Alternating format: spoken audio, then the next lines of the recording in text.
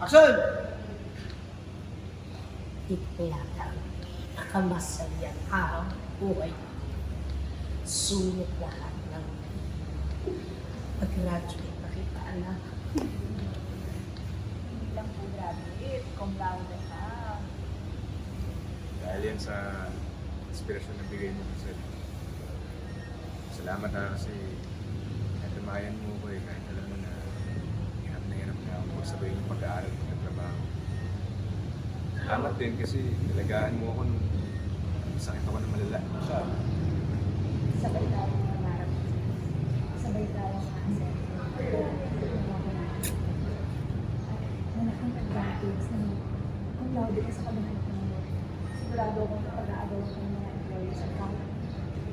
Isa sana nga. Alam mo, hindi ko sasayangin itong regalo na.